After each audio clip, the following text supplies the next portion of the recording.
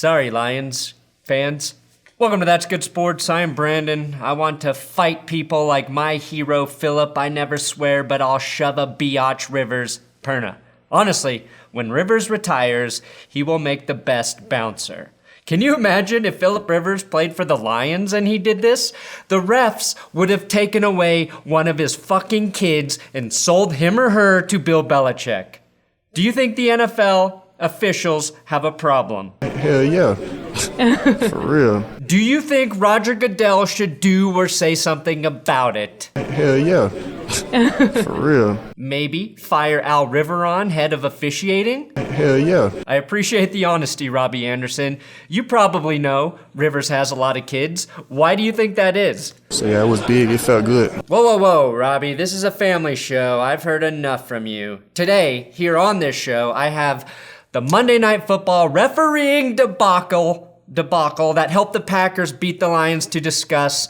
The NFL has a real officiating problem, and the league is absolutely silent on the matter. I'll also jump back into Sunday Night Football and some of the late games that I already missed reviewing from earlier this week. Lots to discuss.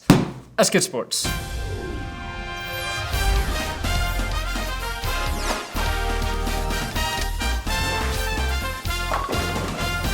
If you like sports guys on YouTube that have a hard time using words, then please subscribe to this YouTube channel. I also have Big Dick Patreon shoutouts for Bill's Mafia loves bare-chested Perna.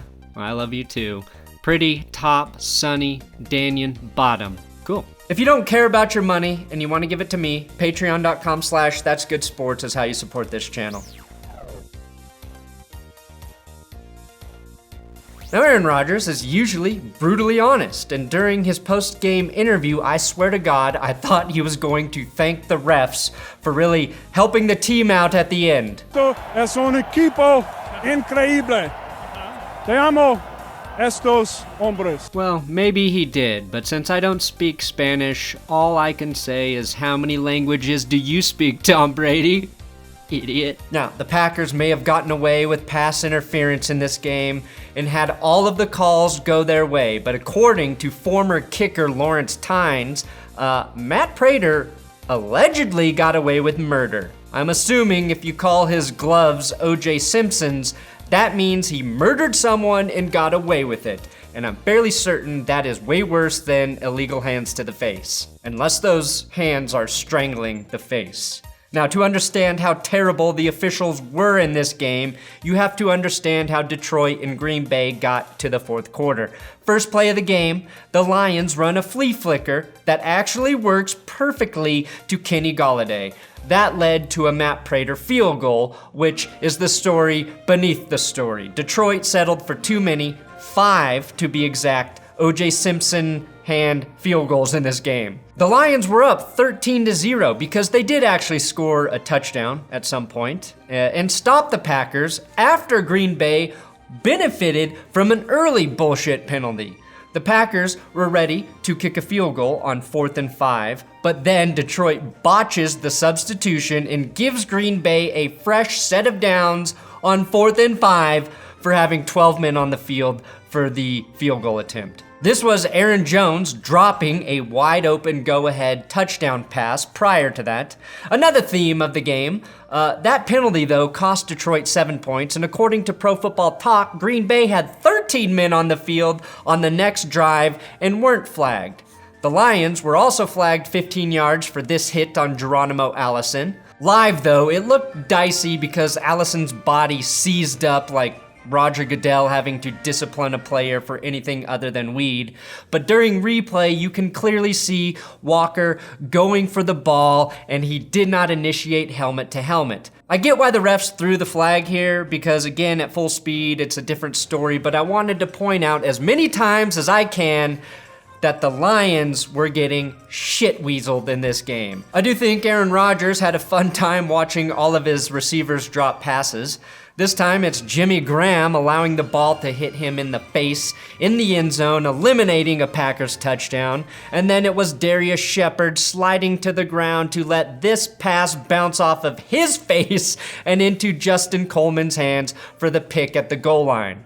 I do have to say, this is a bad throw by Aaron Rodgers. How can a wide receiver look a pass into his own face or see the ball if it's right in front of his eyes? For every field goal the Lions settled for, Green Bay had a receiver or running back not named Marquez Valdez-Scantling dropping passes. So in terms of not trying to win the game, that was even.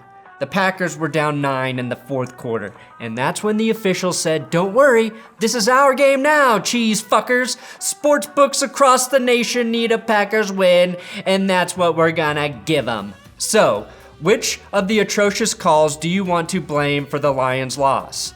The non-PI call that Matt Patricia didn't challenge because he knew the refs on reviews are as good at using their eyes as Packers receivers, or one of the 2 fake hands to the face calls against Trey Flowers?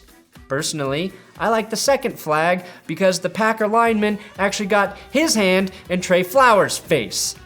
And the penalty there allowed Green Bay to run out the clock. But the first one came after a Lions 3rd down stop, which led to the second Aaron Rodgers touchdown pass. And even that is under some scrutiny because Alan Lazard appeared to be down shy of the goal line. Now I think Green Bay scores there regardless, but the point is, why aren't NFL officials getting the calls right? Especially touchdown calls when they review them. Are their eyes broken, or are their brains fucking broken? Some Packers fans have made freeze frames where Trey Flowers' hand may have touched David Bakhtiari's face for a brief second. In video editing, we call that frame fucking. Here's another example of Green Bay having a hand in the face of Detroit, not called. None of these should be called. When linemen are battling at the point of attack, shit gets messy. And the only way you call holding or hands to the face is if it directly affects the play or is absolutely obvious. We all know that. I'm not sure why the NFL doesn't. I think Al Michaels' reaction from a shitty call on Sunday Night Football can sum up how all of America feels about officiating. And unlike Booger McFarland, Al Michaels does speak for all of America. That was it? I guess. Knocked the ball out of his hand. All right. You say so. We just work here. It's right. There were just as many wrong calls in that game, but nobody gave a shit because neither team will win anything this year. Even Patriots players were taking to social media to say the officiating is more diseased than Jason Garrett's hands. Donta Hightower tweeting, "I don't know about that," is breaking the #1 rule in New England. Never ask Tom Brady about the TB12 method. #2 rule. Never question our biggest ally, the refs. I think Zadarius Smith's sack celebration was fitting for this game. There he is, sleeping on the job, just like NFL officials. The question everyone wants to know is, how do we fix this? Well, we can't. The NFL refuses to admit there's a problem, so we can all fuck off. Moving on. Traveling back to Sunday, the 49ers beat the Rams 20-7. You know that by now. The 49ers do appear to be very real. LA actually got the first score in this game, though, early in the first quarter, but that was the last time they would score. It was an end around to Robert Woods, just the first rushing touchdown the 49ers have allowed this season, and what feels like the only rushing touchdown for the Rams this season. The 49ers and Patriots look like the 2 best defenses in the NFL right now. And I bring it up because the first rushing touchdown each defense allowed this year was an end around. Looks like I found both of their weaknesses, so you're welcome, opposing offensive coordinators. Big stats from this game. San Francisco controlled the ball for 39 minutes. Jared Goff had just 78 passing yards, 2.2 air yards per attempt, and LA had just 187 total yards on offense, the lowest in Sean McVay's regime. The 49ers have a clear identity. Run the ball down your throat and play defense. Jimmy Garoppolo might as well just be a passenger in this offense because aside from throw it to George Kittle, who had 100 yards in that game, there's not much for the quarterback to do. A game plan I think Sean McVay will have to implement with Jared Goff. Now, 49ers defensive coordinator Robert Saleh is going to be a hot head coaching candidate next season, and I mean hot. Is he the manliest guy in the NFL? He loves when his defense plays good football more than any other DC in the league. Maybe a little too much. Oh, yeah. Well, I mean, that does make sense because Sala is French for public masturbation. Falcons lost another one, this time to the Cardinals, 33-34.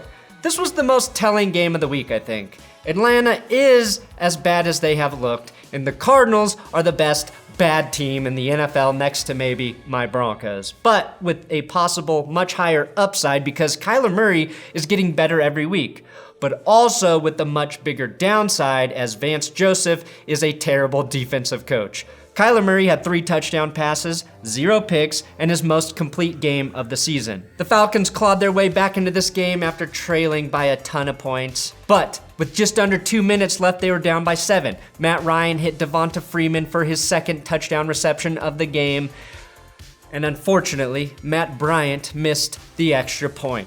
So when it rains, it really pours, even inside a Mercedes dome.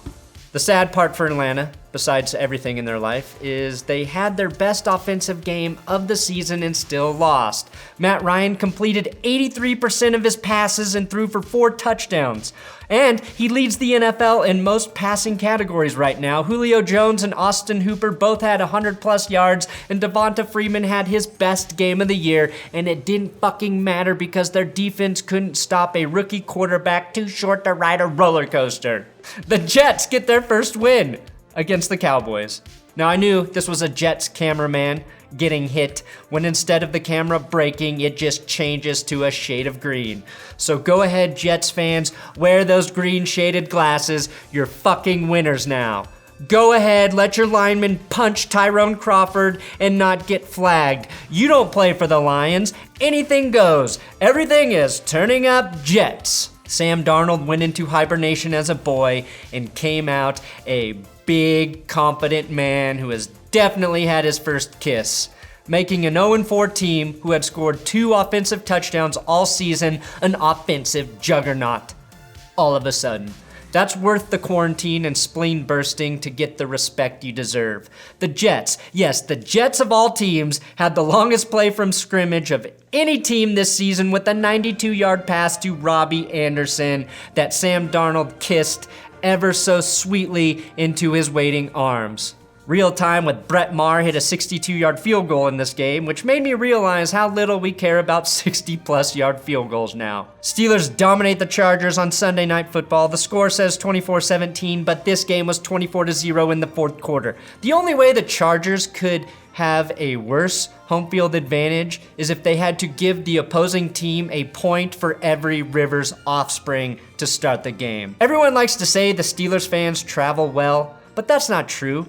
There are just Steelers fans living everywhere. They're living among all of us. They're in our shopping malls, our grocery stores, even our children's schools. Someone you know may be a Steelers fan. Phillip Rivers threw a hideous backwards pass that was out of reach for Melvin Gordon, picked up by, oh God, Devin Bush, and returned for a touchdown. Then Rivers got the ball back, followed it up by, you guessed it, throwing a pick to Devin Bush. Is Devin Bush really that good, or does Phillip Rivers just see Bush and lose control? The Steelers did a great job of not asking too much from their undrafted rookie quarterback, the same way they made Mason Rudolph look good throwing short, easy passes. They were also great on third down, converting 61% of the time, which allowed them to control the ball for 35 minutes. Keenan Allen was shut down again and held to under 50 yards for the second straight game, which apparently is the ideal game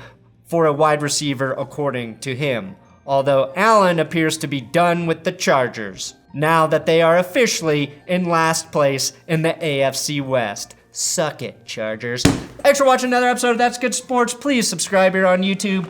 I'm on Twitter, Instagram, @BrandonPerna. And let's just prepare and embrace for an entire NFL season of fucked up officiating. Also, follow @WillKey6 on Twitter. He helps me write these videos.